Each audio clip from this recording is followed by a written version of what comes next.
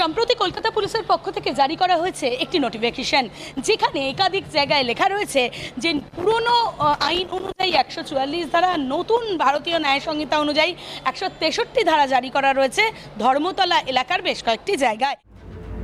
Dharmatala Esplanade এলাকার বেশ কয়েকটি জায়গায় পুরনো আইনে 144 ধারা অথবা বিএনএস এর 163 ধারা জারি করেছে লালবাজার। 3টি থানা এলাকায় এই বিএনএস এর 163 ধারা জারি পুলিশ কমিশনারের বিজ্ঞপ্তিতে। আগামী 2 মাস বেআইনি কার্যকলাপ আটকাতে এই জায়গায় বেআইনি জমায়েতের না কলকাতা পুলিশের। এই বিজ্ঞপ্তিকে চ্যালেঞ্জ করে চিকিৎসক সংগঠন এবং বাম যুব সংগঠন কলকাতা হাইকোর্টের দ্বারস্থ হয়েছে। এই মামলায় বিচারপতি রাজশ্রী ভরদ্বাজ কলকাতা পুলিশের আইনজীবী অমিতেশ বন্দ্যোপাধ্যায়ের থেকে জানতে চান এই বিজ্ঞপ্তির কি মানে। পাল্টা কলকাতা পুলিশের আইনজীবীর জবাব, এই বিজ্ঞপ্তি 2023 থেকে তৈরি। 6 মাস পর পর বিজ্ঞপ্তি মেয়াদ বাড়ানো হয়, জায়গা বিশেষে ধারা প্রয়োগ করা হয়। এবার ধর্মতলা চত্বরে বেআইনি জমায়েতের খবর থাকায় এই ধারা প্রয়োগ করা হয়েছে। আইনজীবী অমিতেশ বন্দ্যোপাধ্যায় আরও জানান, কেসি দাস থেকে ভিক্টোরিয়া হাউস পর্যন্ত এই 163 ধারা প্রয়োগ করা থাকে সব সময়। গত নভেম্বরেও হয়েছিল, এবার সেটার এক্সটেনশন হলো। এবার শুধু বেন্টিক স্ট্রিটকে নতুন যুক্ত করা হয়েছে। যদিও মামলাকারীর আইনজীবীদের পাল্টা এই এলাকায় একাধিক পুজো, তাহলে কি পুজো বন্ধ হবে?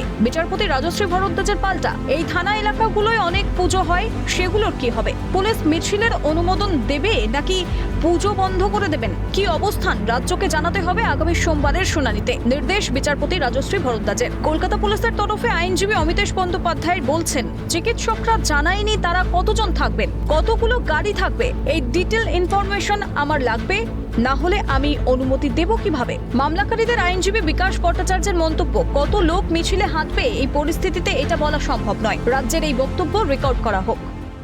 ব্ল্যাঙ্কেট একটা প্রহিবিটরি অর্ডার দিয়েছে এই নতুন আইন 160 প্রভিশনে, তা করা যায় না। সুপ্রিম কোর্ট বলেছে, আমাদের হাইকোর্ট বলেছে, আর যারা করেছে তারাও জানেন। আজকে হঠাৎ করে যে আদালতের যেটা বলল যে এই হিয়ার স্ট্রিট বা বউবাজারে তারা কোথাও প্রহিবিটরি অর্ডার দেয়নি, তারা শুধুমাত্র কেসি মাইতি থেকে কেসি দাস থেকে ভিক্টোরিয়া হাউস পর্যন্ত তারা এই 50 মিটারের প্রহিবিটরি অর্ডার দিয়েছে। যে অর্ডার ওরা ইস্যু করেছে সেই অর্ডারকেই ওরা নিজেরা কোর্টে সাপোর্ট করতে চাইছে না। ফলে আপনারাও বুঝে নিন যে আসলে গতকাল আমরা বলেছিলাম যে আসলে এই ধরনের অর্ডার বের করার পিছনে একটা কুমতলব থাকে। শুক্রবার শুনানিতে পুলিশের আইনজীবী জানান, 2023 সালে জারি করা এই বিজ্ঞপ্তি প্রতি 60 দিন অন্তর আপডেট হয়। কেসি দাস ভিক্টোরিয়া হাউস ও ট্রাফিক গার্ড হেডকোয়ার্টারের অধীনস্থ কেসি দাস থেকে ভিক্টোরিয়া হাউসের 50 মিটারের এই রাস্তায় জারি 163 ধারা। এই এলাকা Bowbazar Hare street traffic guard হেডকোয়ার্টারের অন্তর্গত এই রাস্তা। এদিকে কলেজ স্কোয়ার থেকে রবীন্দ্র সদন পর্যন্ত মিছিলের অনুমতি চেয়ে ডক্টর ফোরামের পক্ষ থেকে লালবাজারে আবেদন জানানো হয়েছিল, তার অনুমতি দেওয়া হয়নি বলে অভিযোগ আইনজীবী বিকাশ রঞ্জন ভট্টাচার্যের। আগামী সোমবারের শুনানিতে রাজ্য সরকারের তরফ থেকে জানানো হবে তারা আদৌ এই মিছিলে অনুমতি দেবে কিনা। আবেদনকারীদের আইনজীবী বিকাশ রঞ্জন ভট্টাচার্যের পাল্টা, কলেজ স্কোয়ার বউবাজার হয়ে ধর্মতলা পর্যন্ত মিছিল। বিচারপতির পর্যবেক্ষণ, আগামী সোমবার এই মামলার পরবর্তী শুনানি। তার আগে পুলিশ যদি অনুমতি দেয় তাহলে মিটে গেল, না হলে সেদিনই কোর্ট নির্দেশ দেবে। রাজ্যকে বিচারপতির স্পষ্ট বার্তা, এই বিজ্ঞপ্তি প্রত্যাহার করার সুযোগ আছে কিনা সেটা আগামী দিনে জেনে আসুন, না হলে ওই এলাকায় সব পুজো বন্ধ করতে হবে। আইনজীবী বিকাশ রঞ্জন ভট্টাচার্যের মন্তব্য, নোটিশে বলা আছে ধর্মতলা জুড়ে 163 ধারা। কলকাতা কোনোদিন পুজোয় এই ধরনের নোটিশ দেখেনি। এতে কলেজ স্ট্রিট থেকে রবীন্দ্র সদন পর্যন্ত রাস্তায় আগামী 1 অক্টোবর একটা পদযাত্রা আছে, সেই মিছিলের মাঝের রাস্তায় 163 ধারা জারি করেছে পুলিশ।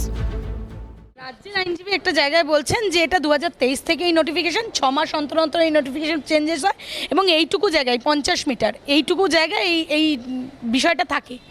শুনুন, প্রথমত প্রত্যেকটি নোটিফিকেশান যা ইস্যু হয়েছে এর আগে আর এবারে যা নোটিফিকেশান হয়েছে তার ব্যাকগ্রাউন্ডটা আলাদা। এইবারের ফার্স্ট লাইনেই লেখা হয়েছে তারা ওরা ক্রেডিবল ইনফরমেশান রিসিভ করেছে যেখানে ভায়োলেন্স হবে, এটা লেখা থাকে না। এই যে নোটিফিকেশন রয়েছে সেই নোটিফিকেশনে কোথাও গিয়ে একটা বিভ্রান্তির সৃষ্টি হচ্ছে, সেটাই ক্ল্যারিফিকেশন দিতে চায় রাজ্য, আর সেই কারণেই সোমবার এই মামলাটি রাখা হয়েছে।